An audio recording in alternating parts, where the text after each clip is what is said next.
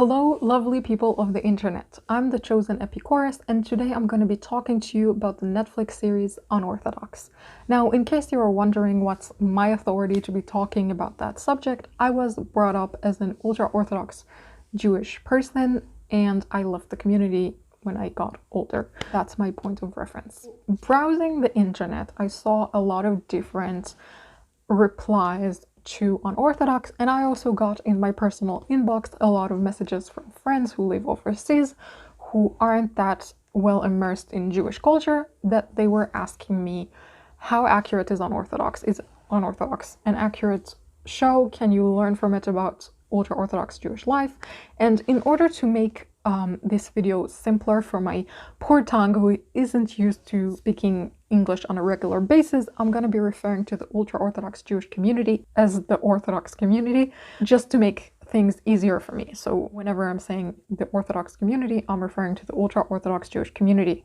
Now that we're clear on terminology, I've seen some answers on the internet about that. I've seen people, Jewish people, talking about Unorthodox and saying that it's a very problematic way of looking at the ultra-Orthodox community because it sees the community from the perspective of someone who didn't like the community and left it.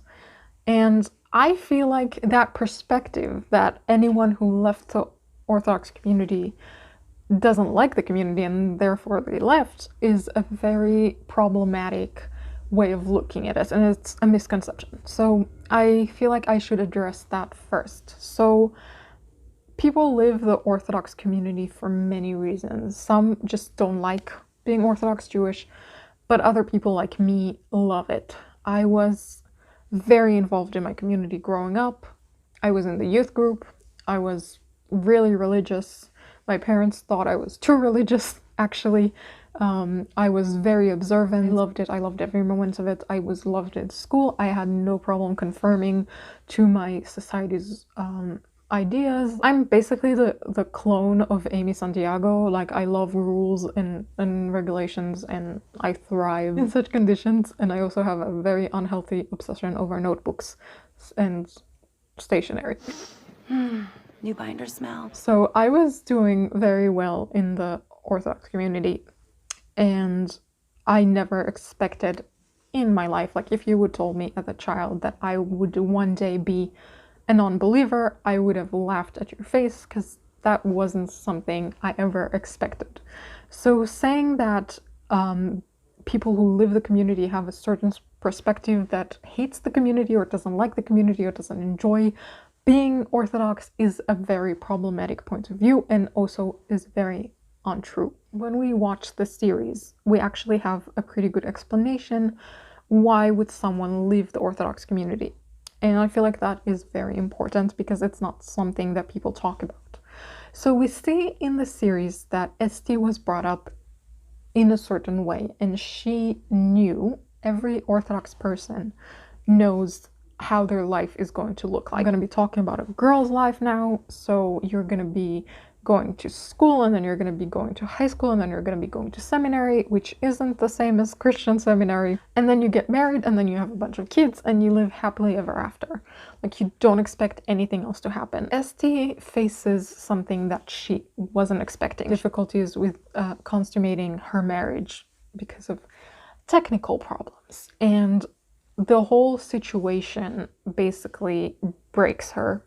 And this is something that often happens. So the Orthodox community likes to solve its own problem because it's a very closed community. It's a community that is used to using its own resources, and they don't like to reference people outside of the community. They like to launder their own laundry, or basically put all their laundry under the rug. So you face this unexpected obstacle in your life, and the response of the community is to help you, but they don't have the resources to help you, and you're treated as if you're the problem because other people don't have that problem. So if you have that problem, it's you who is problematic, and Esti is treated like something is wrong with her because she can't consummate her marriage, and she can't get pregnant, and everyone is in her business, literally.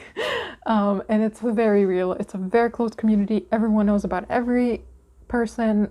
You sneeze at night, and in the morning you meet your neighbor downstairs, and the neighbor would say, "Bless you," because they know you sneezed last night. Like, it's that kind of a community. And it's amazing because if someone is sick, then the whole community is there to help you and to support you.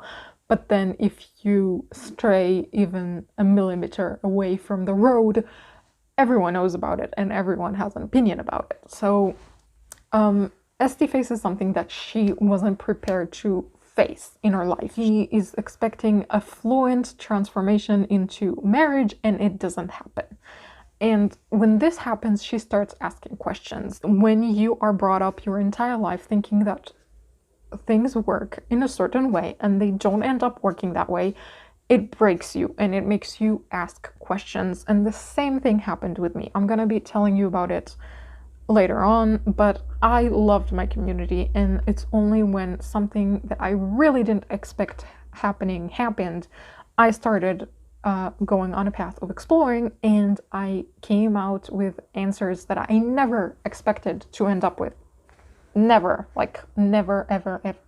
So people have a lot of reasons to leave the community, and they don't necessarily have to not get along in the community or not fit in or hate it. It doesn't mean that their perspective about the community is all twisted. I see that the community has some good things. I see that the community has some very serious problems. It has nothing to do with the fact that I left the community. I left the community because I found answers to life questions that made me choose not to be part of the community, but it had nothing to do with how much I liked being there. Now, I feel like the whole process of Esti discovering that she doesn't want to be part of the community and finding resources to live the community, using the help of an external person, not telling anyone where she's going, this is all very accurate. It actually happened that way with me, exactly. Like, I left one morning, I acted as if I was going to school, and I left a note, I think, on my bed that I wasn't coming back. I turned off my phone and no one knew where I went to. And that was because I knew the community or my parents would send people to make me or convince me to come back. And it's not because of a bad intention, it's because people think that if you live the community, then something is wrong with you and you need help. Like, it comes from a compassionate place. I didn't want to go back.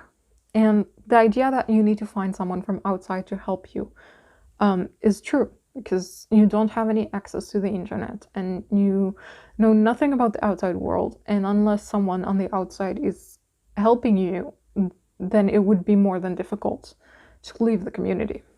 So by the time my family knew where I was already in a secular community for a couple of months, and I had acquaintances in that community, and I was rooted there, and I knew that I wasn't scared anymore because there were people who were going to stand up for me if I was taken. So everyone knew my story, not everyone was supportive, but I had my support system, and that really helped me. I also feel like that part is extremely accurate, like it literally matches my life story. But I do feel like the parts of Esti transforming to be a person of the world was a bit like very inaccurate. First of all, like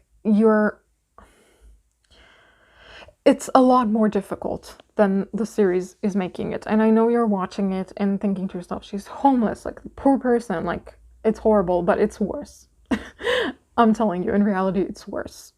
First of all, just think about the fact that your entire life you had a single belief and you knew how the world works. And then you have this question and you get answers and you realize that basically the single worldview that you had is false. And it's an existential crisis. You're going to be extremely depressed. I was extremely depressed. It was a very difficult experience, and you need so much support. You know nothing about the world. You can't have the most basic conversations with people because they keep using terms and words that you don't know what they mean.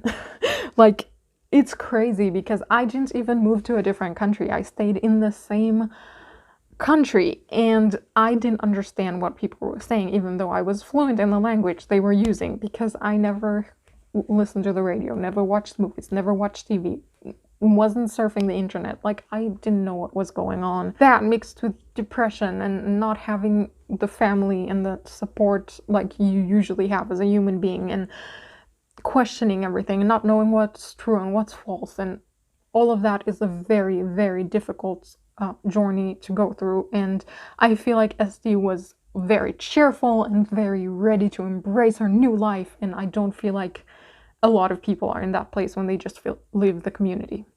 And also I feel like the transitioning into secular clothing was very fast. I remember having to wait for months before I dared leave my room with pants on, and I was wearing like pants. I was wearing trainings, and they were really baggy pants. You couldn't see the shape of my body, but I was still scared. Like, I was almost crying wearing those pants. I wanted to, but I was really scared because my entire life I was wearing baggy clothes that wouldn't show any part of my body, and walking around with trousers was a really, really scary experience. And I would have never worn, tight blue jeans. Like, jeans is so scary for an Orthodox person. Like, jeans is like the worst. Jeans is the devil. Like, oh, it's funny, I'm wearing a jeans jacket. I didn't think about it until now, but I never wore like jeans in my hometown because it's like a really bad thing to wear. Wearing denim is like, it's really bad. So she wearing blue jeans, I mean, very unlikely, extremely unlikely.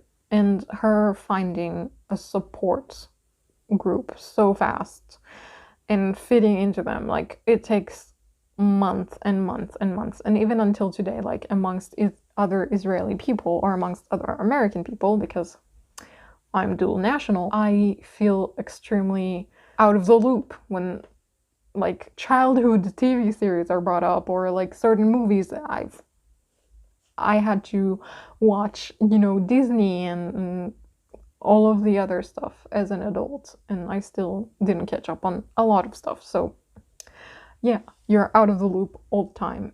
You're constantly an immigrant in a world that is unfamiliar to you, and you have to learn everything. Like, every single thing you have to learn. And it's pretty crazy. And it's really funny because a lot of people are saying like, oh, the series is exaggerating, like things aren't that bad. And then they're like pointing to the fact that her mom is a lesbian woman. And they're like, why do you have to exaggerate the story so much? Like, can't you just say that her mom left the community?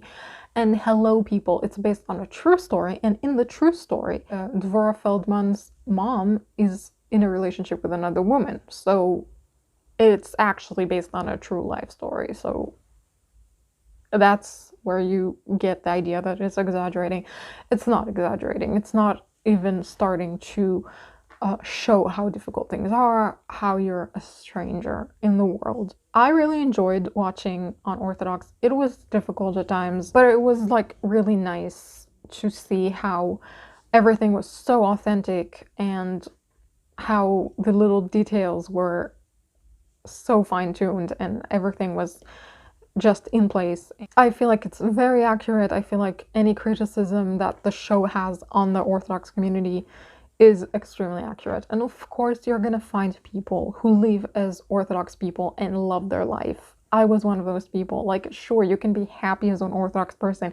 You could be happy as anything, but it still doesn't mean that the points of criticism aren't true, because just because some people enjoy having a certain lifestyle doesn't mean that that lifestyle doesn't have stuff that are messed up or wrong. That was my first video on the Chosen Epicurus channel.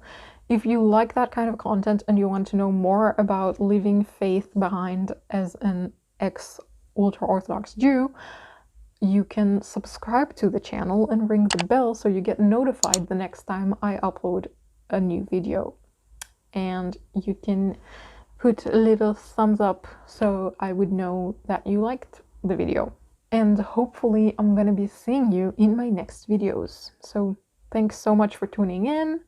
I hope it was enjoyable and see you next time. Meow!